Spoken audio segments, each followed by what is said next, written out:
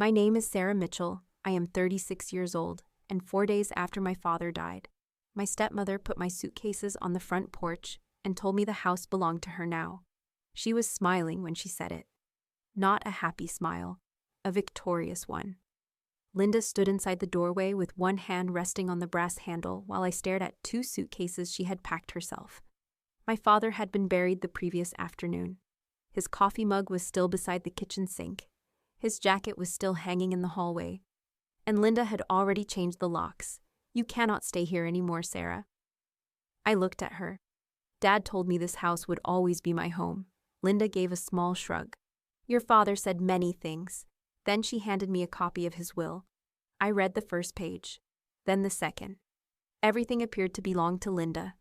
The house, his savings, his personal property, even his shares in Mitchell Woodworks, the small custom furniture company he had spent 32 years building. There was almost nothing for me. Linda watched my face carefully. I think she expected tears, maybe anger. Instead, I folded the document and handed it back. She looked disappointed. "You should have prepared for this," she said. That sentence stayed with me. Because Linda thought she knew exactly who she was throwing out. She thought I was Dad's quiet daughter who worked some ordinary office job 2 hours away. She thought I had spent years avoiding family finances because I knew nothing about them.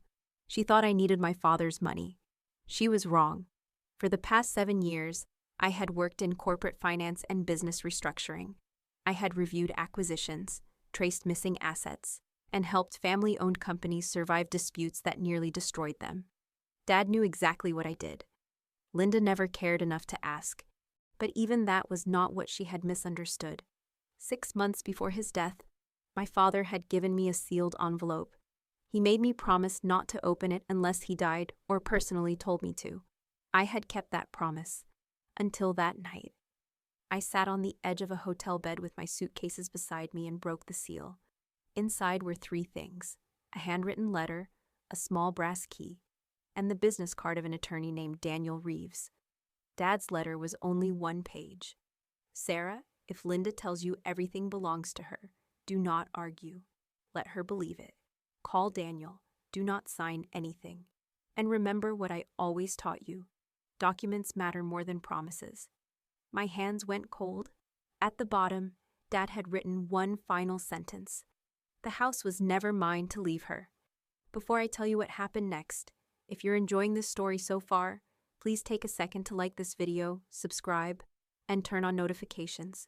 It truly helps this channel reach more people who love emotional family stories like these. And tell me in the comments, what would you have done in her place? I'm curious to read your thoughts. I picked up Daniel Reeves's card. There was a handwritten number on the back. I called it. A man answered after the 3rd ring. "Daniel Reeves. My name is Sarah Mitchell."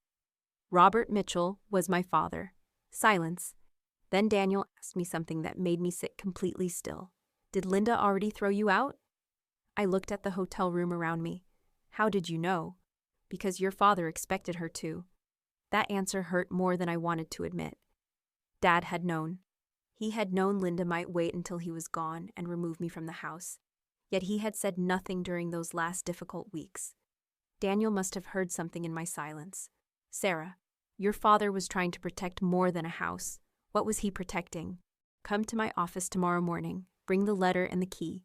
Do not tell Linda you are meeting me. Why? Because right now she believes she has won." Daniel paused. "We need her to keep believing that." The next morning, I arrived at his office before 8. Daniel was in his early 60s with gray hair and the careful manner of someone who had spent decades choosing words for a living. He read Dad's letter, then he examined the brass key. He nodded. "Good. Good? It means Robert finished what he started." He opened a cabinet behind his desk and removed a thick folder. My father's name was printed across the front.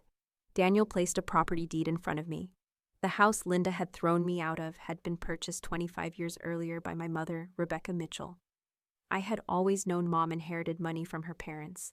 What I did not know was that she had used part of it to buy our house outright.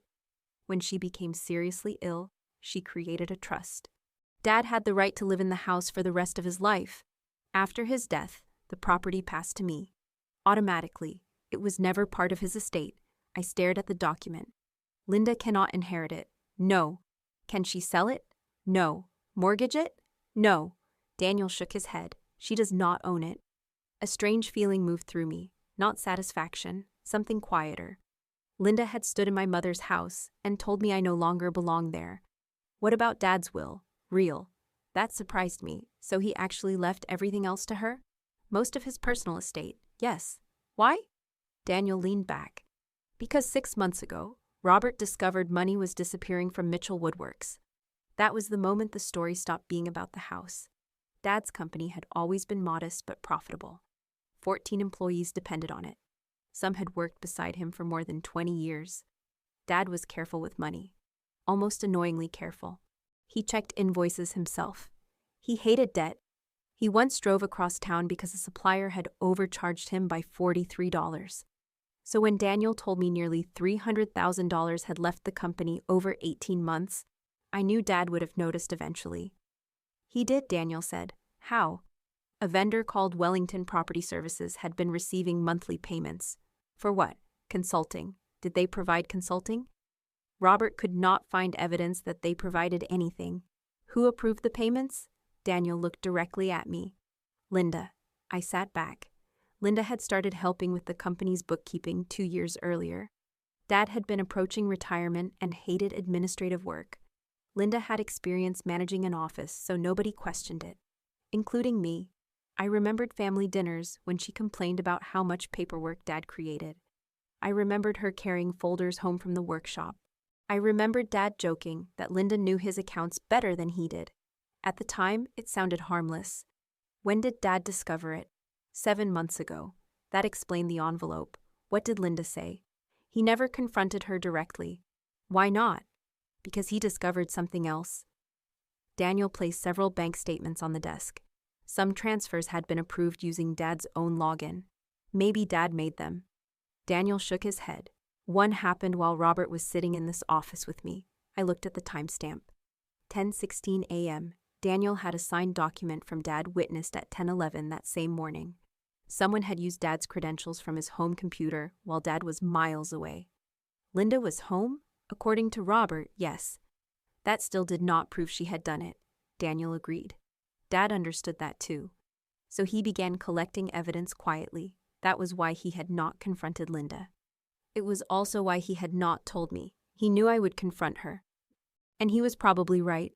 6 months earlier, I would have walked straight into that kitchen and demanded answers. Dad needed time. Instead, he changed access to the company's main operating account. He copied financial records. He moved important legal documents out of the house, and he came to Daniel. Then his health declined. Fast. The investigation stopped before Dad could finish it. I looked at the folder. What does any of this have to do with the will? Daniel answered carefully. Robert believed Linda had taken money, but he was not certain how much or whether someone else was involved. He did not want to accuse his wife without proof, so he left the will unchanged. That sounded strange, until I understood. If Dad suddenly rewrote everything, Linda would know he suspected her. Instead, he protected what mattered separately. The house was already mine through Mom's trust. And the company? Daniel slid another document toward me. Dad had transferred his controlling shares into a separate family trust 4 months before his death. Beneficiary: Sarah Mitchell. Successor trustee: Sarah Mitchell. I stared at my name. Linda believed she had inherited Mitchell Woodworks. She had inherited Dad's remaining personal shares, but not control. I now held that through the trust. That was who I was. Not some secretly wealthy stranger, not someone with magical power. I was the legal owner of the house Linda had occupied, and the person responsible for protecting the company she believed belonged to her. Dad had put the tools in my hands. What I did with them was my choice. I looked at Daniel. When does Linda find out? She already received notice about the company trust this morning. My phone rang. Linda. Daniel looked at the screen.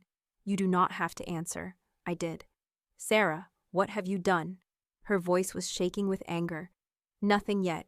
Do not play games with me. Some attorney says you control Robert's company. Dad created a trust. He was sick. He knew exactly what he signed. You manipulated him. I almost snapped back. Then I remembered Dad's letter. Documents matter more than promises. You can discuss that with Daniel. Linda went quiet. Then her voice softened. Come home. Yesterday she had thrown me out. Now she wanted me home. Why? We need to talk like family.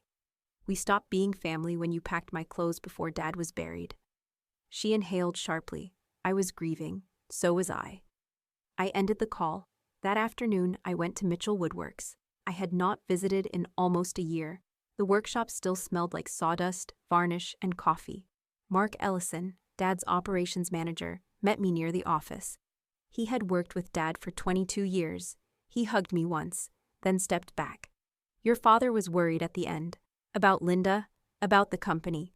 Mark took me into Dad's office. There were unpaid supplier invoices on the desk. 2 employees had delayed expense reimbursements. A lumber vendor had put the company on restricted credit. Yet the business should have had more than enough cash. Someone had drained its reserves. I spent the next 6 hours doing what Dad had known I could do. I followed the numbers. No drama, no assumptions, just records. The Wellington payments totaled $246,000. Another $48,000 had been transferred directly from a reserve account, $294,000.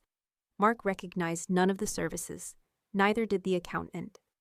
Every questionable payment had begun after Linda received administrative access, but one detail bothered me. Several transfers had happened late at night. Linda was careless sometimes. She was not technically sophisticated. Someone had shown her how to move money without creating normal invoices. Who? The answer appeared in Dad's archived email. Gregory Shaw, the attorney who had handled Dad's most recent will.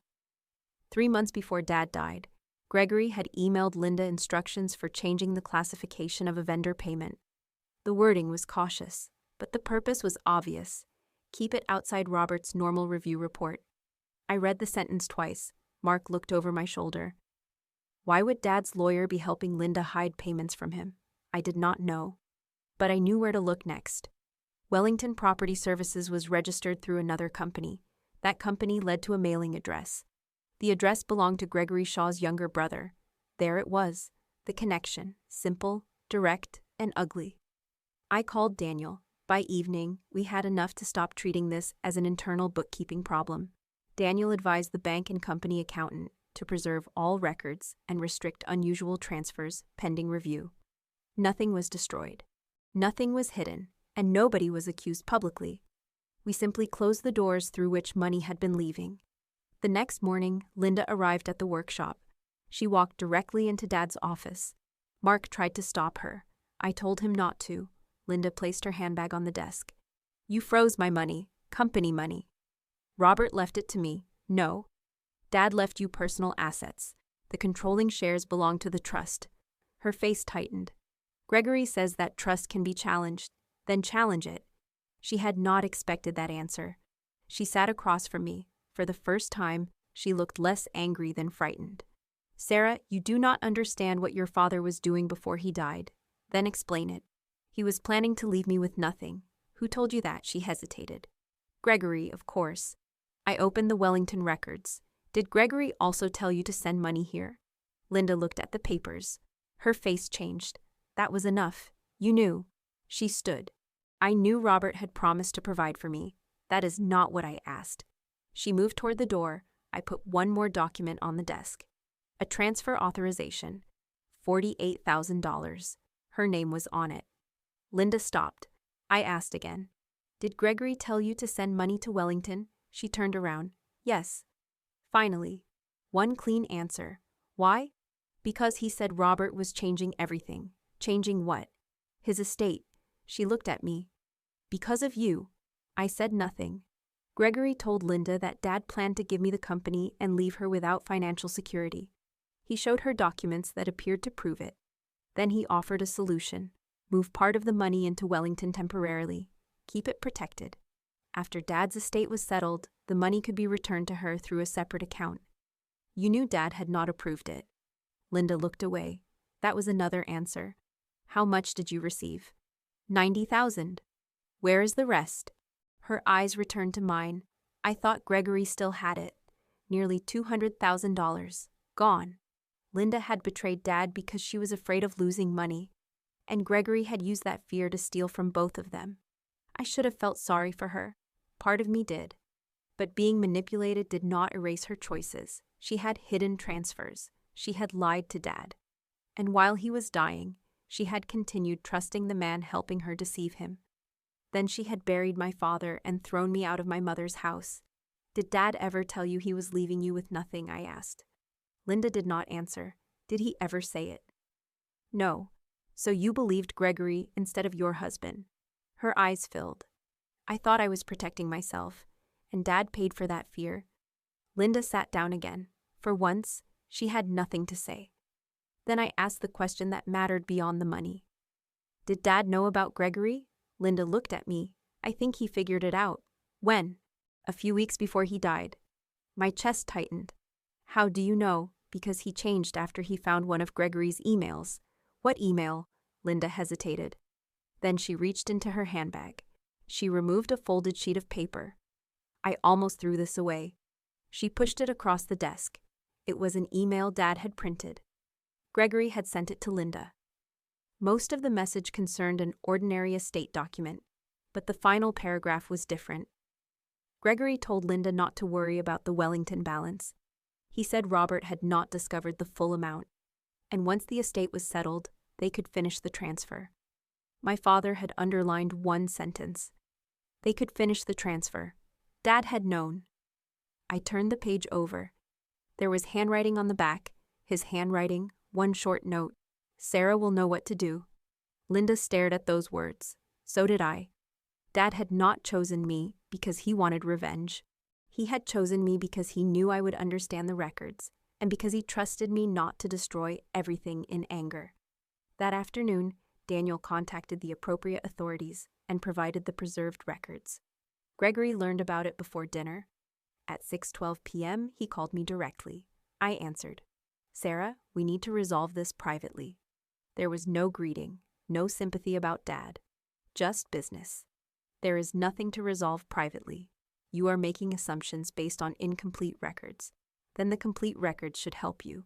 He went silent. I continued. The bank has preserved the access logs. The accountant has the vendor history. Daniel has Dad's files. And Linda gave me your email. That last sentence changed his breathing. Linda does not understand what she signed. Maybe. But you did. He tried another approach. Your father made mistakes too. I felt anger rise. Not wild anger. Cold anger. The kind that makes everything clear. Whatever mistakes my father made, they do not explain money being sent to a company connected to your family. Gregory said nothing. Then I heard the smallest click. He had ended the call. I thought that was the end of the conversation. It was not. 20 minutes later, Linda called me. This time, she was crying. Sarah, Gregory is gone. What do you mean gone? His office is empty. My stomach tightened. How do you know? I went there. Why? Because he called me after he spoke to you. He told me I needed to sign something tonight. Did you? No. Good. I stood and reached for my keys. Where are you now? Outside his office. Do not go inside. Call your attorney and wait there. Sarah. What? There is something else. Her voice dropped. Gregory told me the money in Wellington was gone. I stopped. Gone where? He would not say. Then Linda said the one thing I had not expected. But I know where he kept the records. I looked at Dad's handwritten note again. Sarah will know what to do. And for the first time, I understood that recovering the house had been the easy part. Now I had to decide whether the woman who betrayed my father could be trusted long enough to help me prove who had taken the rest. Linda was waiting outside Gregory's office when I arrived. She stood beside her car with her arms wrapped around herself. The building was dark. Gregory's name was still printed on the glass door, but through the window I could see empty shelves behind the reception desk. He had not moved an entire law office in 20 minutes. He had been preparing to leave. Where are the records? I asked. Linda looked toward the building. Not here. Then where? At a storage facility near the interstate. Gregory rented a unit there last year. He told me it was for archived client files. How do you know? I drove him there twice. That did not give us permission to enter it. And I was done making emotional decisions. So I called Daniel. By midnight, the information had been passed to the investigators, already reviewing the financial records. Then we waited. That was harder than anything else. I wanted to move, to search, to force answers. But Dad had left me evidence because he trusted me to use it properly. So I did. 2 days later, investigators obtained access to the storage unit through the proper legal process. The records inside changed the case. There were Wellington bank statements, transfer instructions, copies of emails, and a ledger Gregory had apparently believed was safer on paper than on a computer. The ledger showed money entering Wellington from Mitchell Woodworks. It also showed where that money went.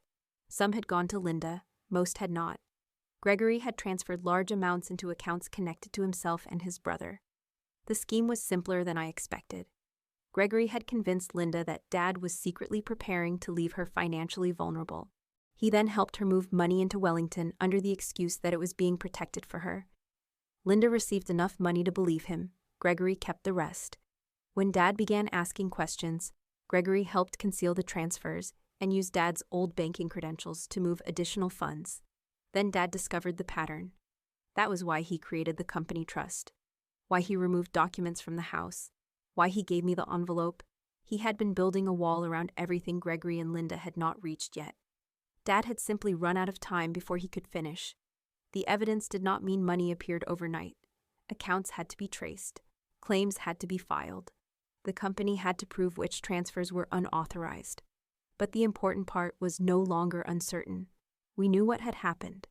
3 days after the storage unit was searched, Gregory's attorney requested another meeting. This time, Linda came voluntarily with her own lawyer. Gregory barely looked at her. We sat around a long conference table.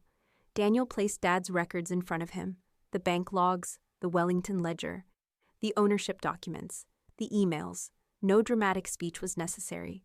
Gregory knew what they showed. His attorney spoke first. There are several interpretations of these transactions. Daniel nodded. Then you can provide yours to the investigators.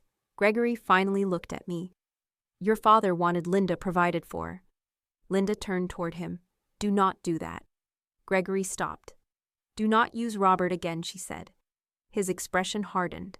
You participated in every significant decision. Not everyone. Enough.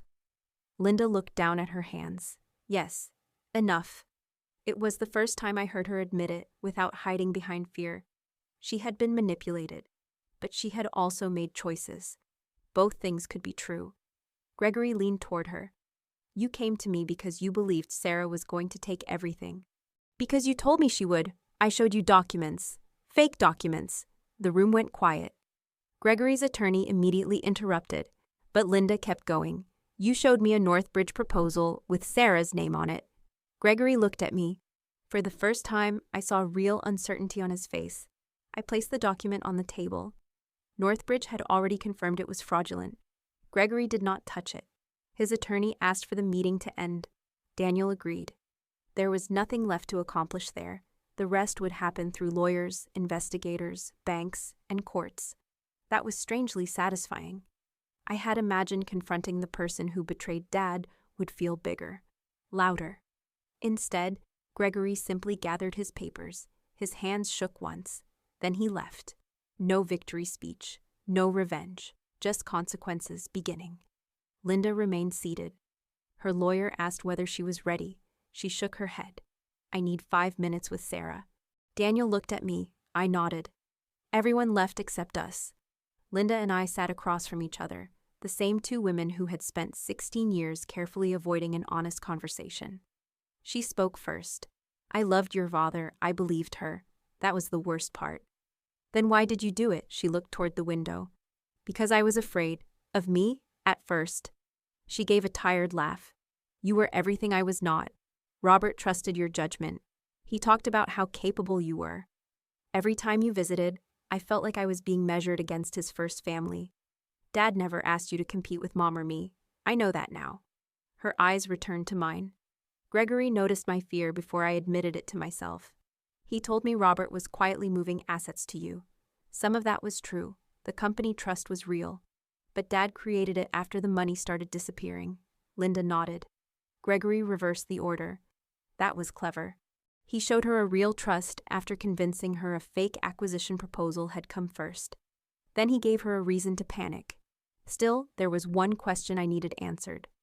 Why did you throw me out? Linda flinched. Gregory had nothing to do with that. I know. For once, there was nowhere for her to hide. She looked at the table. Because I wanted you to feel powerless. The honesty shocked me. Why? Because I had spent years feeling powerless around you. I almost laughed. You barely knew anything about my life. Exactly. She looked up. And I filled in everything I did not know with whatever made me feel threatened. That was probably the most truthful thing Linda had ever said to me. She had invented a version of me. Gregory had simply learned how to use it. I stood. What happens now? She asked. That depends on your lawyer, the company, and the investigators. I mean us. There had never really been an us. Not after Dad. Maybe not even before. I picked up my bag. You cannot repair 16 years in 5 minutes, Linda. She nodded. I know. But I need you to understand something. She waited. Being afraid does not give you the right to make other people pay for your fear. Her eyes lowered. I left. The next weeks were consumed by practical problems. Mitchell Woodworks needed money immediately. Suppliers did not care about family betrayal. Employees still needed paychecks. Customers still expected orders. So I stopped thinking like Dad's grieving daughter for a few hours each day and started thinking like the professional he had trusted. The company was fundamentally healthy. The problem was cash. I arranged short-term financing through legitimate business channels, backed by confirmed orders and company assets. Then we cut unnecessary expenses and negotiated payment schedules with 2 suppliers. I did not take over Dad's desk. Mark asked whether I wanted it. I said no. That desk belonged to another chapter. Instead, we turned an unused conference room into my temporary office. Within 6 weeks, the company was current on payroll and essential supplier payments. Mark became general manager. I remained trustee and chair of a small oversight board we created so one person could never control the company's money the way Linda had. 2 approvals for large transfers, independent monthly accounting, outside review every quarter, simple protections. Protections Dad should have had. The financial case moved more slowly, but it moved. A significant portion of the Wellington money was located in accounts that could be frozen pending proceedings. Other funds had already been spent or transferred again. Gregory's professional conduct also came under formal review. I did not follow every development. Daniel did. That was another lesson Dad left me without meaning to. Not every consequence needed my attention. Some things could happen without me watching. Linda cooperated. Her lawyer arranged the return of the $90,000 she had received from Wellington, subject to the legal process. She also provided emails and records Gregory had told her to destroy. She had kept them, not because she expected to help me, because she never completely trusted him. The irony was difficult to miss. Then came the house, my house, Mom's house. Linda had continued living there while the legal ownership was confirmed. She knew she would have to leave. Daniel asked what I wanted to do. I could have demanded immediate possession. Legally, the trust documents were clear. Emotionally, part of me wanted her suitcases on the porch, exactly where mine had been. That thought lasted about 10 seconds. Then I heard Dad's voice from the video. Do not become cruel just because someone was cruel to you. I gave Linda 60 days. Not because she deserved the house, because I deserved to leave that moment without becoming her. She found a small townhouse across town. On the morning she moved, I arrived after the movers had finished. Linda was standing in the empty living room. The room looked larger without her furniture. Sunlight crossed the hardwood floor.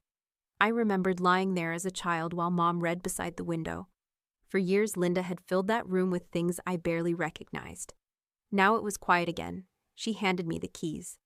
I almost pointed out that she had changed the locks after Dad died. I did not, Sarah. I waited. I am sorry. For what? She looked surprised. I wanted specifics. Not a convenient sentence that erased everything. She understood. For moving the money, for lying to Robert, for believing Gregory because his lies gave me permission to do what I wanted. Her voice shook. And for throwing you out of your mother's house the day after you buried your father. That was an apology. Not enough to restore trust. But real. I accepted the keys. I hope you build a good life, Linda. She looked at me. Can you forgive me? I thought about it. Maybe someday. Her face fell slightly. I continued. But forgiveness and access to my life are different things. She nodded. I think Dad would have understood that. Linda walked to the door. Before leaving, she turned around. Your father was proud of you. My throat tightened. He told me constantly. I looked toward the window. I wish you had believed him when he told you there was enough room for both of us. Linda closed her eyes. So do I. Then she left. I stood alone in the house. No celebration came, no rush of triumph, just silence. For months, I had imagined that getting the house back would feel like winning. Instead, I walked through every room and noticed what was missing. Dad's shoes by the door, his newspaper on the kitchen counter, his terrible coffee. The sound of him opening cabinets while forgetting what he was looking for. Justice could return property. It could recover money. It could expose lies. It could not return a person. That evening, I sat at Dad's old kitchen table with the brass key from his envelope beside me. I still did not know what it opened. In all the chaos, I had forgotten about it. Then I remembered an old lockbox Dad kept in the workshop. The next morning, I brought the key to Mitchell Woodworks. It fit. Inside were no secret bank records, no final evidence, no hidden fortune. There was only a stack of photographs, Mom's wedding ring, and a letter with my name on it. I sat down before opening it. Sarah, if you found this, then you probably know most of what happened. I am sorry I left you a mess. I kept thinking I could fix everything before you had to know. That was pride, not protection. Do not make the same mistake. Ask for help when you need it. Trust people who earn it. And never confuse keeping peace with surrendering your boundaries. I stopped reading. That last sentence felt painfully familiar. I had spent years doing exactly that. With Linda, with family, sometimes even with Dad. I had believed being reasonable meant staying quiet. It did not. Dad's letter continued. The house came from your mother. The company came from my work. Neither one is your identity. If you keep them because they help you build something worthwhile. If you sell them, do not feel guilty. You owe us a good life. You do not owe us a copy of ours. I folded the letter, then I cried. Not because Linda had betrayed us. Not because Gregory had stolen money. Not even because Dad was gone. I cried because for the first time since his death, I was not solving anything. I was simply his daughter, and I missed him. 3 months later, Mitchell Woodworks looked like itself again. Not Dad's version, ours. Mark ran the daily operation better than Dad ever admitted he could. We kept all 14 employees, brought back the supplier who had restricted our credit, and signed 2 contracts large enough to give the company stability for the following year. I did not quit my own career to run Dad's business. That would have been another way of turning grief into obligation. Instead, I remained involved where I was useful and stepped back where I was not. Dad had left me responsibility, not a prison. The legal consequences took longer. Gregory eventually stopped fighting the financial records. The evidence from Wellington, the bank access logs, Dad's files, and Linda's emails created a chain he could not explain away. A large portion of the missing company money was recovered through the legal process, not all of it. I learned to accept that justice does not always arrive as a perfect number on a balance sheet. Gregory lost the career that had allowed him to gain Dad's trust in the first place, and faced the consequences of the financial misconduct uncovered during the investigation. His brother was pulled into the case because of Wellington. I never spoke to either of them again. Linda's situation was different. She had participated. That mattered. Her cooperation did not erase what she had done, but it mattered too. She returned the money she had received and accepted the financial and legal consequences negotiated through her attorney. I did not ask Daniel for every detail.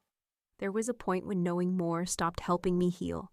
Linda called me once, about 5 months after she moved out. I almost ignored it.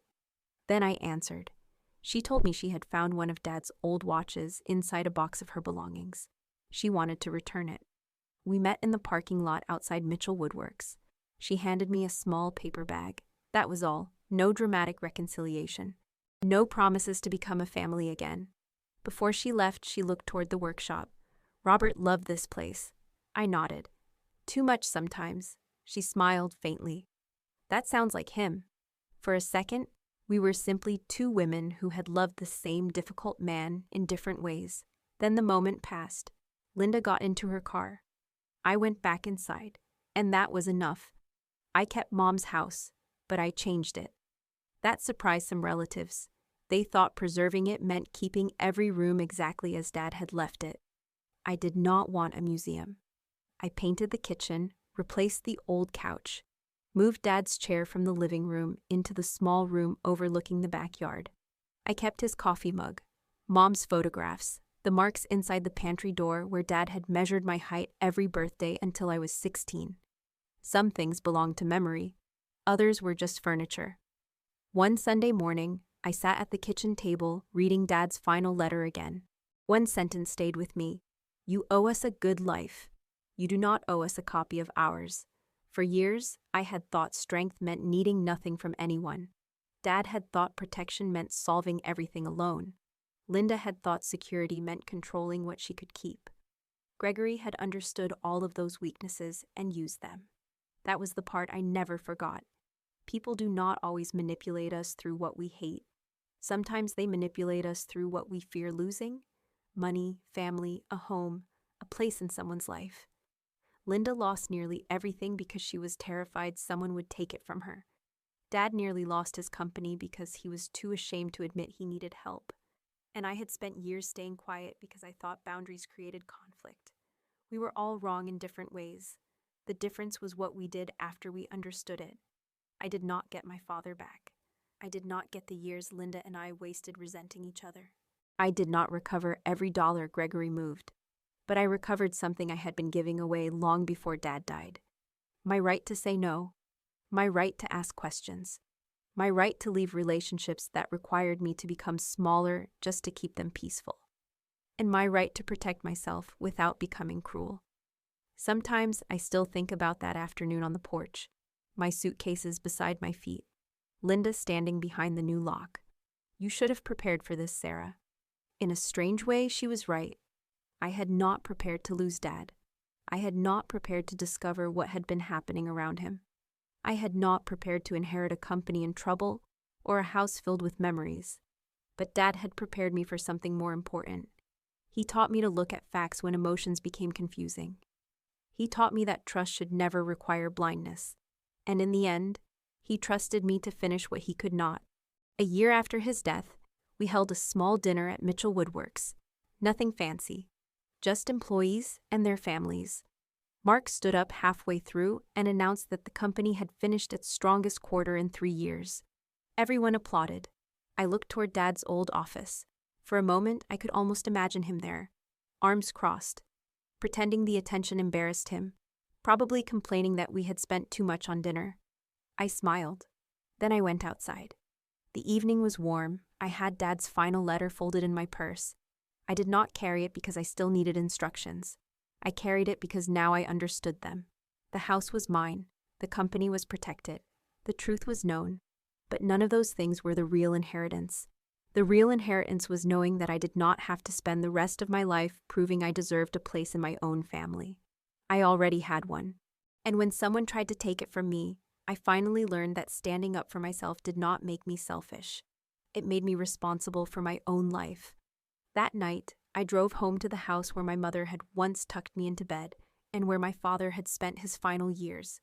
I unlocked the front door, the same door Linda had once closed behind me. I stepped inside, then I turned the key. Not to keep anyone out, not this time, just because I was home. Thank you for staying with me until the end of my story. If it touched your heart, please subscribe because I share a brand new family story here every single day. And if you're not ready to leave yet, open the next story on your screen. I have a feeling it will stay with you just as long.